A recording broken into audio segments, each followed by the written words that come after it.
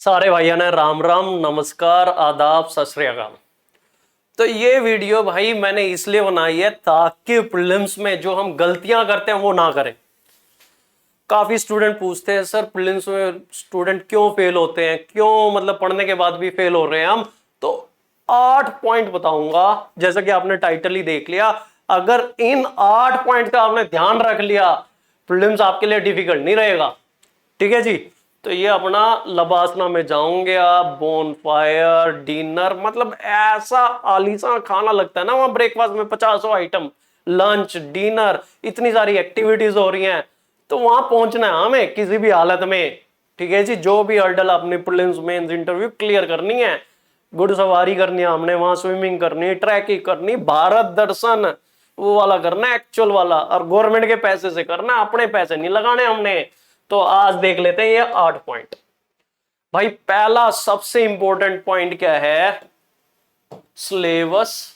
जो मैं काफी बार बोल चुका हूं, यूपीएससी के लिए आप यहां कोचिंग के लिए नहीं हो, तो आपने यूपीएससी की तैयारी करनी है। कोचिंग सिर्फ मात्र हेल्प करने के लिए है। 2-4 पॉइंट आगे बताऊंगा कोचिंग के बारे में। फिर आता है प्रीवियस ईयर क्वेश्चन, पीवाईक्यू मतलब प्रीवियस ईयर क्वेश्चन, और फिर उन टॉपिक पे करनी है आपने एमसीक्यू प्रैक्टिस। ठीक है जी।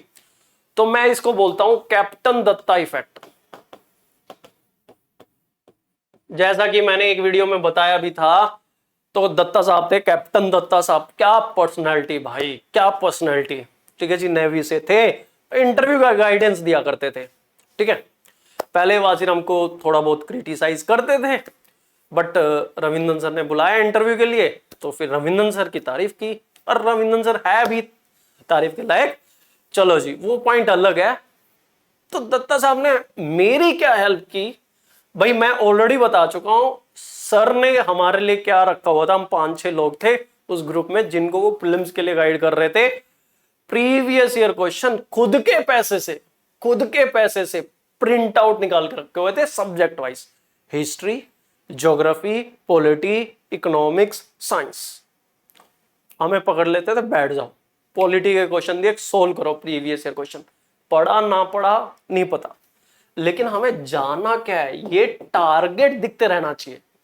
आप कह रहे हो जी मैंने आर्चरी करनी है, मैंने जी तीर कमान चलाने हैं, तो आप कभी तीर पे ध्यान दे रहे हो, कभी इस पे। भाई टारगेट भी तो दिखना है, हमने करना क्या और कैसे जाना है वहां तक। तो वो हेल्प कर रहा है पीवाईक्यू।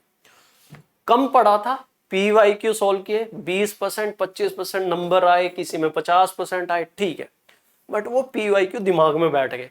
फिर हमने दोबारा से जब पॉलिटी रिवाइज की ना, फंडामेंटल राइट, हमें ये ध्यान था यूपीएससी इस तरह के क्वेश्चन पूछती है और हमें इसी डायरेक्शन में चलना है। भाई पॉलिटी का कोई एंड नहीं है। आप डीडी बासु पढ़ लो, आप लक्ष्मीकांत पढ़ लो, भयंकर नोट्स भी है, विजार्ड की बुक आती थी उस टाइम, और भी बहुत। अब तो 100 बुक है मार्केट में पॉलिटी के ऊपर। तो भाई क्या है कि उससे आइडिया होगा कि हमें सिलेबस के हिसाब से पढ़ना है, हमें किताबें नहीं पढ़नी कवर टू कवर, हमें सिलेबस देखना है। और पीवाईक्यू आपको हेल्प करेगी सिलेबस को समझने में, पीवाईक्यू प्रीवियस ईयर क्वेश्चन। फिर अगले महीने फिर भाई पॉलिटी के क्वेश्चन पकड़ा दिए, फिर आया हमारे 50 से 55%, क्योंकि थोड़ा आइडिया हो गया था। फिर रिवीजन की पॉलिटी की, फिर करते करते करते ऐसा टाइम आ गया था 98%, 100%। ठीक है जी। तो उससे क्या फायदा हुआ, जब भी प्रीलिम्स दिया हमें यह पता था भाई इस डायरेक्शन के क्वेश्चंस पूछे जाएंगे, इस तरह के क्वेश्चंस पूछे जाएंगे। भाई मैं बता दूं, जैसे पॉलिटी है, पॉलिटी में सबसे इंपॉर्टेंट हमारा यूनियन वाला टॉपिक है, फंडामेंटल राइट इंपॉर्टेंट है। तो इससे आपको आइडिया होगा कौन से टॉपिक की क्या वेटेज है। बताता हूं। तो जब आप प्रीवियस ईयर क्वेश्चंस कर रहे हो, आप क्या करो, एक टेबल बनाओ, और वो भयंकर टेबल है। मेरी बनाई हुई टेबल से काम नहीं बनेगा, मैं तो काम चोरी करूंगा, फटाफट बता के चले जाऊंगा। आपको खुद बनानी पड़ेगी, 2 घंटे लगेंगे, और वो 2 घंटे आपके 200 घंटे बचाएंगे।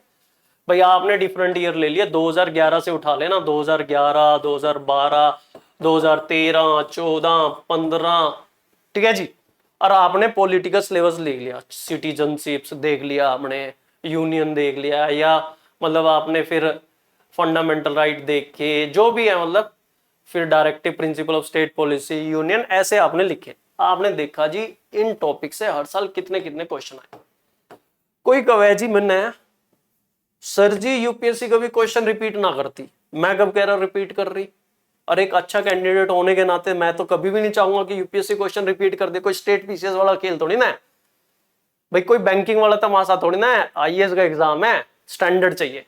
बट फिर भी जो पिछले सालों का एनालिसिस है ना, उससे क्या फायदा मिलेगा, मुझे पता चलेगा भाई फंडामेंटल राइट से हर साल 2-3 क्वेश्चन पूछ लेता है, तो इस साल भी मैं 2-3 क्वेश्चन एक्सपेक्ट कर लूंगा। यूनियन से भाई हर साल 3 से 4 क्वेश्चन पूछता है यूनियन वाले टॉपिक से।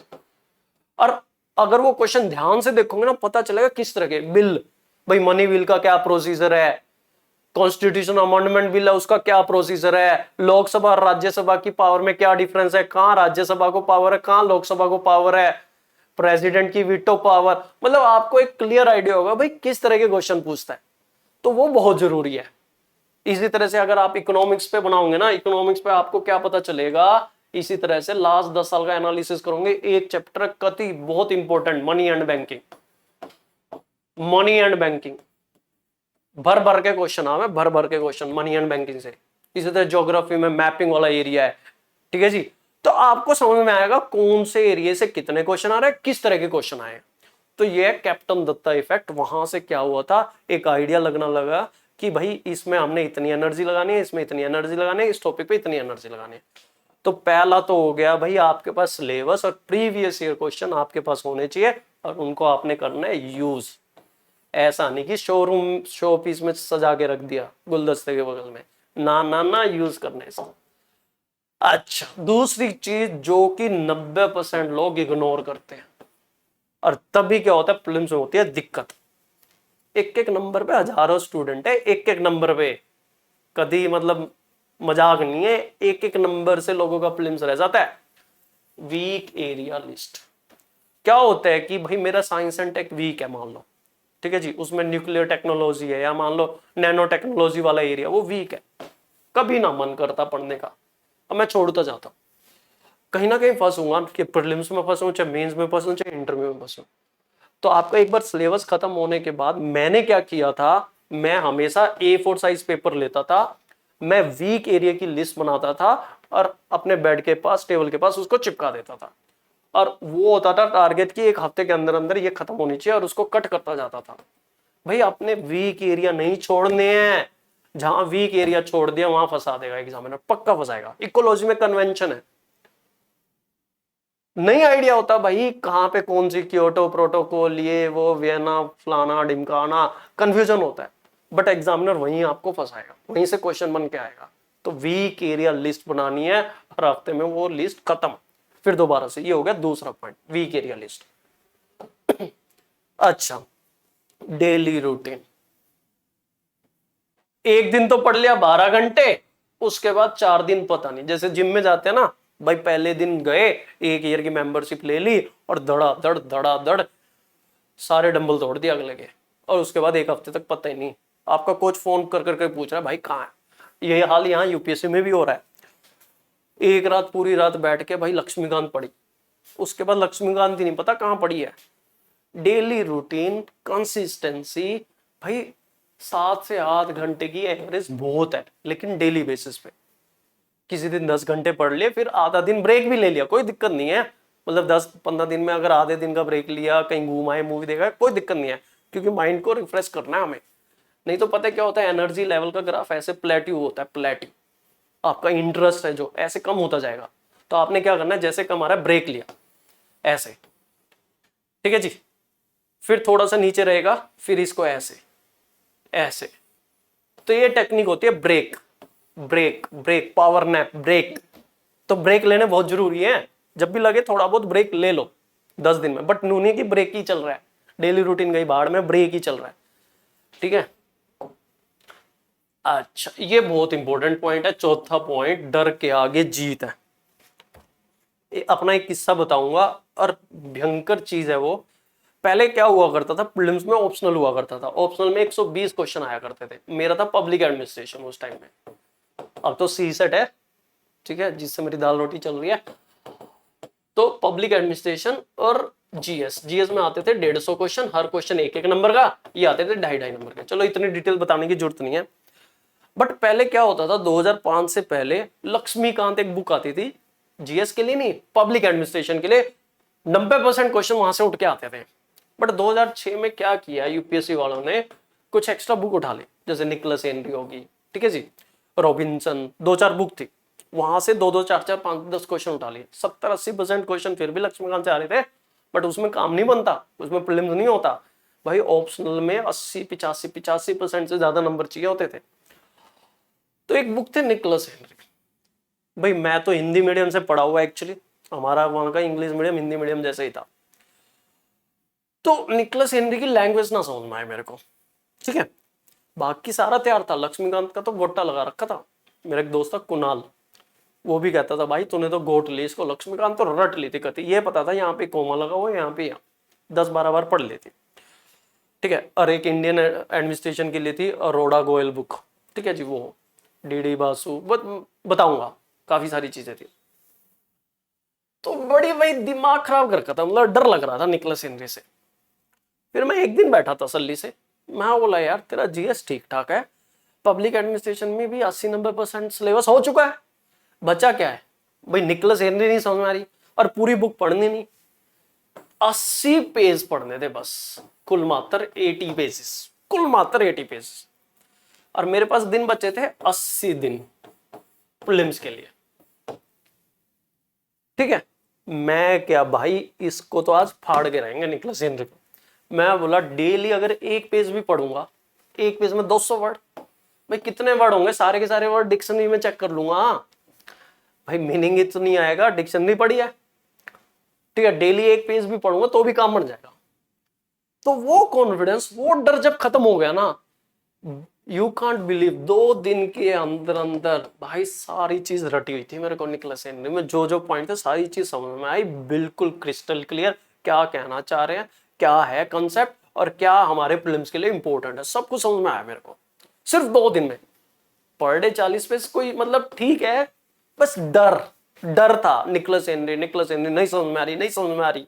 तसल्ली से बैठो, कहो कोई भाई ठंडे दिमाग से, भाई क्या दिक्कत है इसमें, एक हफ्ता लगाऊंगा तो समझ में आएगी, कितनी डिफिकल्ट चीज हो, चाहे वो साइंस एंड टेक क्यों ना हो, चाहे वो हिस्ट्री क्यों ना हो, तसल्ली से बैठो, कहते आज इसका काम तमाम करना ही करना है मैंने, देखना जितना टारगेट लेके चलोगे ना 10 दिन, 2 दिन में काम खत्म हो जाएगा, ठीक है जी। अब मैं बताऊं उस साल क्या किया हुआ था, centre state relationship DD Basu में बहुत बढ़िया दिया था, ठीक है, जो कि public administration point of view से कति मतलब समझ में आ गई, चीजें क्लियर हो गई। तो प्रॉपर नोट्स बना लिए थे हर चीज के, काफी सारे थिंकर थे, बड़ा कंफ्यूजन होता था। एक नोटबुक ली, उसमें सारे पेज बनाए, भाई इस थिंकर ने ये बोला, इस थिंकर ने ये बोला, इस थिंकर ने ये बोला, कंपेयर कर लिया था। 120 क्वेश्चन में से 117 क्वेश्चन का सोर्स पता था कि ये लाइन यहां से उठ के आई है। उस साल अगर 200 लोगों का भी प्रीलिम्स होता तो था मैं अंदर। तो ये चीजें डर के आगे जीत। भाई किसी भी सब्जेक्ट से अगर डर लग रहा है ना, आप ये सोचो बाकी चीज तो मेरी होगी। मान लो क्वांट है, सी सेट में क्वांट ही है, क्या है 25 क्वेश्चन का ही तो खेल है, बैठो 15-20 चैप्टर ही तो है, डेली का एक चैप्टर निपटा दो, 15-20 दिन में निपट जाएगा काम। भाई अगर साइंस एंड टेक की है 15 दिन लो तसल्ली से, भाई सिर्फ साइंस एंड टेक देखनी है मैंने, बाकी तो पॉलिटी तो अपनी अच्छी है, ज्योग्राफी अच्छी है, इकोनॉमिक्स अच्छी है। तो ये चौथा पॉइंट जो है डर के आगे जीत। तो ये एग्जाम्पल है निकोलस हेनरी का। नाम तपस्या, भाई यूपीएससी की प्रिपरेशन जो है तपस्या है। मेरे पेरेंट्स की 25th एनिवर्सरी थी, नहीं गया मैं, क्योंकि भाई मेंस थे थोड़े दिन बाद। तो मैं बताता हूं करना क्या है। ज्यादातर कैंडिडेट क्या है ना, जब हीट होती है ना दिमाग में थोड़ा सा मतलब ये लगता है कि ना यार मतलब पढ़ना शुरू किया और ये गर्म हो जाता है, मतलब फिर हम पीछे हट जाते हैं ना, इतना प्रेशर नहीं सहा जाता। वही तो इंपॉर्टेंट है, उसको कंटिन्यू करना है, महीना 2 महीना। भाई सोना है जो उसको तपाओगे तभी तो वो अंगूठी बनेगी, या तभी तो उसके आभूषण बनेंगे। अगर सोना कह देगा जी नहीं मेरे को हीट महसूस हो रही है, लोहा कह देगा मेरे को हीट महसूस हो रही है, कांच कह देगा मुझे हीट बन रही है, भाई इतने सुंदर गुलदस्ते ना बन पाएंगे फिर। तो क्या है कि अगर आपको लग रहा है ना एंग्जाइटी आनी शुरू हो जाए, आपको लगे यार नहीं नेगेटिव सी वाइब्स आनी शुरू हो, वो पॉजिटिव है आपके लिए, मतलब आप मेहनत कर रहे हो। अगर आपका कॉन्फिडेंस बीच में थोड़ा सा लो होना शुरू हो जाए कि यार इतना पढ़ लिया, नहीं नहीं, वो पॉजिटिव है, मतलब ये आएगा। ऐसा फेज आना जरूरी है, वो आपका तपस्या है। वो आपने तपस्या करनी ही करनी है, उसको कंटिन्यू करना है। जैसे आप जॉगिंग करते हो, ठीक है जी, 100 मीटर 200 मीटर 2 किलोमीटर कर ली, कुछ नहीं पता चलेगा, बट 2 किलोमीटर के आसपास ना पेन शुरू होगा, काफ मसल, पिंडिया में ना पेन होगा, थोड़ा थोड़ा दर्द होगा। कुछ लोग वहीं ठीक है जी, गोलगप्पे खा लिए, पानी पी लिया, रुक गए वहीं, बट कुछ कंटिन्यू करते रहते हैं। 3-4 किलोमीटर और कंटिन्यू किया, 7-8 किलोमीटर चले गए, फिर पता क्या चलेगा, वो पेन गायब है और वो इंजॉयमेंट होता है। तो वही क्या है, ज्यादातर तो पहले फेज पे थोड़ा थोड़ा पढ़ रहे हैं, ठीक है, काम चलाने के लिए। फिर दूसरा फेज, जहां हीट महसूस हो रही है, जहां स्ट्रेस महसूस हो रहा है, एंग्जाइटी आ रही है, यहाँ पे भी प्रीलिम्स नहीं होगा। जब इस फेज को क्रॉस करोगे, थर्ड फेज पे आपको प्रिपरेशन से प्यार हो जाएगा, मतलब एंजॉय करोगे, आप समझने लगोगे, यार फंडामेंटल राइट में ये बोला हुआ है, अच्छा ये चीज है, अच्छा ज्योग्राफी का ये फंडा है यार, ट्रॉपिकल साइक्लोन ऐसे बनते हैं, टेम्परेट साइक्लोन ऐसे बनते हैं, तो मजा आएगा। फिर तो उस स्टेज तक पहुंचना है आपने, और वही आपको पे करेगी। भाई या तो आप अभिलाष बनोगे एस्पिरेंट वाला, या एसके बनोगे। एसके बनने के लिए भी भाई आपको तपना तो पड़ेगा, ऐसे नहीं। एक अच्छा टीचर बनना है, उसके लिए भी तो कंटेंट होना चाहिए, तो वो मेहनत बहुत जरूरी है। तो ये जो फेज है, ठीक है, कई बार फीलिंग आएगी यार छोड़ छोड़ छोड़, तो आपको इस फेज तक पहुंचना है, और फिर आप इंजॉय करोगे प्रिपरेशन को। फिर बिना कहे, किसी के बिना कहे 8-10 घंटे कंटिन्यूसली पढ़ोगे आप। आपका फ्रेंड कहेगा चल मूवी देखने चलते हैं, चल भाई साइबर हब चलते हैं। साइबर हब पता है ना, गुड़गांव में खुला माहौल है, बढ़िया, अपना ड्रिंक व्रिंक मस्त है। आप कहोगे ना यार मैंने करना है, आज प्रेसिडेंट खत्म, आज मैंने COM काउंसिल ऑफ मिनिस्टर पढ़ना है, आज मैंने PRI पढ़ना है, पंचायती राज इंस्टीट्यूशन समझना है भाई सारा कुछ। अब जाओगे नहीं, क्योंकि आप इस फेज तक पहुंच चुके हो। इस फेज में आप बहाने ढूंढोगे, कोई बोल देगा यार चल मूवी चलते हैं, हाँ यार मेरा भी पढ़ने का मूड नहीं कर रहा, तब करी बंद मूवी, मूवी से गुड़गांव, गुड़गांव से कुल्लू मनाली, आ रहे हो 1 हफ्ते बाद, अब पता ही नहीं पढ़ा गया था चैप्टर में। यहाँ बहाने ढूंढोगे इस वाले, यहाँ तो कुछ नहीं हो रहा, यहाँ तो आप आए कोचिंग वोचिंग कर रहे हो, पहला फेज तो कुछ नहीं। तो भाई आपको वो हीट सहनी है, तो ये हीट सहनी है, इस फेज तक पहुंचना है भाई। जो GS में 100 क्वेश्चन है प्रीलिम्स में, बिना कोचिंग के भी लोगों के 25 तो ठीक होते, ठीक है। मतलब अगर 200 नंबर में से बात करूं, 200 नंबर में से 35-40 नंबर, तो नंबरों में बात करता हूं, 35-40 नंबर तो बिना कोचिंग के भी आ जाते हैं। फिर कोचिंग करते तो आप 70-80 तक पहुंचते हो एक रीडिंग के बाद। फिर दूसरी रीडिंग पे 5 नंबर बढ़ेंगे, ठीक है जी, तो 90 तक भी पहुंच जाओगे। बट वो 90 से लेके 110 का जो खेल है वही मेन है। वहां पता चलेगा भाई क्या जल रहा है, कितनी हीट महसूस हो रही है। यही गेम है, यही गेम है, और यही इंजॉयमेंट है वो। अच्छा, कंपटीशन नेवर बीन इजी। किसी किसी को लगता है भाई 10 साल पहले तो कंपटीशन इजी था, अब भी है। और एक चीज ना, हमें गलत फहमी रहती है भाई, हम अपनी सराउंडिंग में देखते हैं भाई इससे तो अच्छी मेरी प्रिपरेशन है। मैंने ऑलरेडी बताया, पहले IPS थे, दोबारा से एग्जाम दिया, प्रॉपर IAS निकाला भाई ने।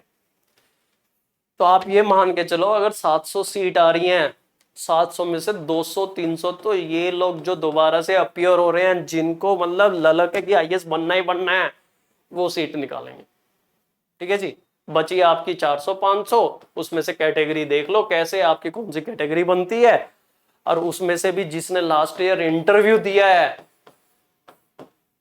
भाई लोगों ने यहाँ कुछ लिख दिया उसके, क्योंकि इंटरव्यू में हुआ नहीं उसका, और वो वेट कर रहा है इस अटेम्प्ट का, निकालना ही निकालना, वो अभिलाष है अपना। खैर वो तो उसमें चौथे अटेम्प्ट में उसका प्रीलिम्स नहीं होता, फिर एक्स्ट्रा अटेम्प्ट बने थे एस्पिरेंट सीरीज वाला।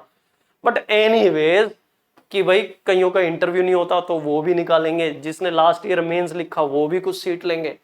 तो भाई कंपटीशन इजी नहीं है, बस ये मान के चलो कंपटीशन रियली टफ है। और हो क्यों नहीं, क्योंकि ये कोई बैंक PO का एग्जाम तो है नहीं, ये एग्जाम है IAS का। डिस्ट्रिक्ट का मालिक ऐसे नहीं बना देंगे आपको, ठीक है जी, डिस्ट्रिक्ट के मालिक बन रहे हो आप। कंपटीशन तो टफ था, है और रहेगा, और ये टफ है इसीलिए तो आप आए हो, नहीं तो बैंक PO की तैयारी ना करते। क्यों जी, क्लर्क का एग्जाम ना देते 12th के बाद, तो ये एक्चुअली क्या है, टफ कंपटीशन है, इसीलिए आप अपने आप को प्रूव करने आए हो। लेकिन कितना टफ है वो मान लो, 700 सीट नहीं है आपके लिए, एक्चुअली 200 सीट है बस। 200 सीट के लिए फाइट कर रहे हो आप, 500 तो आपके आपके हाथ में आएंगी नहीं, 200 सीट की फाइट है। तो ये अप्रोच से आपने मेहनत करनी है कि 200 सीट की फाइट है हमारी, तो प्रीलिम्स में उस हिसाब से आपने मेहनत करनी है अपनी। अच्छा, अब मैं बताऊंगा कोचिंग वाला पॉइंट भी, सेल्फ स्टडी। ठीक है जी। कई लोग क्या है, कोचिंग कर लेते हैं तो सोचते हैं अब तो आईएएस बन ही जाऊंगा। और ऐसा ऐसा देखा है मैंने वाजीराम में, जैसे पहले टोकन मिलते थे या एडमिशन लेने में फाइट होती थी, वाजीराम में एडमिशन होते ही ऐसा लगता था कि भाई आज तो आईएएस बन ही गए हम। भाई क्या है, कोचिंग कोई भी कोचिंग हो, मैक्सिमम वो 20% आपको हेल्प कर रही है, उससे ज्यादा कर ही नहीं सकती, लिमिटेशन है। जो 80% गैप है वो सेल्फ स्टडी से ही पूरा होगा, सेल्फ स्टडी से ही पूरा होगा। वो कोचिंग फिल कर ही नहीं पाएगी, क्योंकि सिलेबस ही इतना बड़ा है और इतना चेंज होता है सिलेबस में, करंट अफेयर आ रहा है और चीजें आ रही है। भाई कोचिंग क्या है, कहीं कोचिंग 20% कर रही है, कहीं कोचिंग 15 से 16% है। नाम ले दो तो कह देंगे जी हमारा नाम क्यों ले दिया आपने कोचिंग में। तो भाई 20% से ज्यादा कोई कोचिंग आपको हेल्प कर ही नहीं सकती। अगर ये गलत फहमी है कि मैंने कोचिंग कर ली और मैं आईएएस बन जाऊंगा, भाई ये गलत फहमी आज निकाल दो। क्योंकि कोचिंग सिर्फ आपको मैक्सिमम 20% हेल्प करेगी, 80% आपकी खुद की मेहनत है, सेल्फ स्टडी, सेल्फ स्टडी। तो जब तक आपको सेल्फ स्टडी की आदत नहीं है, मैंने देखा आजकल तो ऑनलाइन क्या पूरा पूरा दिन क्लासेस करते रहते हैं लोग। भाई पढ़ोगे कब, बेस्ट अप्रोच होती है 5-6 घंटे मैक्सिमम कोचिंग की, बाकी टाइम सेल्फ स्टडी। जब तक सेल्फ स्टडी नहीं करोगे, चीजें नहीं समझोगे, कंपैरिजन नहीं कर पाओगे, एग्जाम में कंफ्यूज होंगे। क्योंकि प्रीलिम्स में सबसे बड़ी प्रॉब्लम, स्टूडेंट क्या कहते हैं, स्टूडेंट कहते हैं जी 4 आंसर ऑप्शन में 2 तो ठीक है, बाकी 2 में तो बिल्कुल कति कंफ्यूजन है। होगा ना, क्योंकि आपने सेल्फ स्टडी नहीं किया, आपने अच्छे से पढ़ा नहीं है, आपने वो बारीकी, कहते हैं ना रीड बिटवीन द लाइंस, वो नहीं किया हमने। तो ये दिक्कत है भाई अपनी। ठीक है जी। तो सेल्फ स्टडी की अगर आदत नहीं है तो प्रीलिम्स में दिक्कत होगी होगी। कोचिंग आपको आईएएस नहीं बना सकती। कोचिंग में 1.5 लाख रुपए मैक्सिमम, भाई दुनिया 1.5 लाख रुपए दे देगी, हिंदुस्तान में 1.5 लाख रुपए भी भाई ऐसी ऐसी जगह से लोग आएंगे, दोस्ती खोलेंगे, करोड़ों रुपए निकल जाते हैं। 1.5 लाख रुपए क्या बड़ी बात है। तो वो 1.5 लाख रुपए से आईएएस नहीं बन रहे आप कोचिंग से कितना अपने आप को बेनिफिट कर पा रहे हो। भाई 20% में से आप 5% ही अपने आप को बेनिफिट कर पाते हो कई बार। तो आप समझते ही कम चीजें हो वहां से, और बाकी सेल्फ स्टडी आप कर ही नहीं रहे। सेल्फ स्टडी के बिना तो नहीं होगा, लिख के दे रहा हूं, लिख के दे रहा हूं। अच्छा, तो 8वां पॉइंट इंपॉर्टेंट, हम कहते हैं जी मैंने ये पढ़ लिया, रीड। मैक्सिमम जनता जो है पढ़ने की स्टेज पे है, रिटेन करने की नहीं। याद कितना हुआ ये नहीं पता, पर मैंने ये पढ़ लिया। हमारा एक भाई था मलिक, ठीक है, मेरे साथ रहता था, फ्लैट में रहते थे हम, मैं 3rd फ्लोर पे, वो छत पे 4th फ्लोर पे। ठीक है जी, हरियाणा का भाई अपना मलिक साहब। तो मैं बोला चल ज्योग्राफी पढ़ते हैं, उसने भी पढ़ी हुई थी थोड़ी, तो मैंने मैप स्टार्ट किया। मेरे को तो रटा हुआ था, मैं तो cut cut cut cut cut cut cut 2 घंटे में उसको पूरा, मतलब हिमालय से स्टार्ट होते हुए नॉर्थ ईस्ट, अंडमान निकोबार, कति मतलब सारे आइलैंड बता दिए भाई ऐसे ऐसे सीक्वेंस में, फिर वेस्टर्न घाट, ये वो। उसका दिमाग गर्म हो गया, क्योंकि उसने कभी रटा नहीं था, पढ़ा था, बट हिस्ट्री उसकी अच्छी थी। वो गया भाई, दिमाग खराब हो गया, सुट्टा मारने दे, वो तो 2-4 सुट्टे मार के आया, फिर जाके थोड़ा सा दिमाग शांत हुआ। तो क्या इंपॉर्टेंट है कि भाई सिर्फ पढ़ोगे तो एग्जाम में कंफ्यूज हो जाओगे। 4 आंसर ऑप्शन है, 2 में कंफ्यूजन होगा ही होगा। आपने रिटेन करना, आप अपने आप से ये क्वेश्चन पूछना कि भाई मैंने पढ़ा कितना है। आपका माइंड कहेगा हाँ 90% पढ़ लिया यार, तूने तो पूरी लक्ष्मीकांत भी खत्म कर ली, तूने तो इंडिया बुक भी पढ़ ली, तूने तो भाई स्पेक्ट्रम भी पढ़ ली, 30 मार्क का हो गया तू तो आज, ऐसे छाती चौड़ी होगी। 58 इंच, 56 इंच नहीं, 58 इंच ऐसे भाई, आपकी बार तो आईएएस ही बनेगा भाई। फिर दूसरा क्वेश्चन पूछना, भाई तुझे याद कितना है। अच्छा, फंडामेंटल राइट, अच्छा, ओहो हो, पंचायती राज 273 आर्टिकल में है कि 253 में है, 253। अच्छा अच्छा अच्छा, ये आर्टिकल 32 बहुत बार आता है क्या ये। अरे भाई साहब, ठीक है। तो भाई आपको याद कितना, आपने रिटेन कितना किया। मैं कहता हूं, पीछे भी बताया था मैंने, एक बंदे ने 100 पॉइंट पढ़े, उसमें से याद सिर्फ 5, एक ने 50 पॉइंट पढ़े लेकिन उसमें से 45 याद। ये बढ़िया है।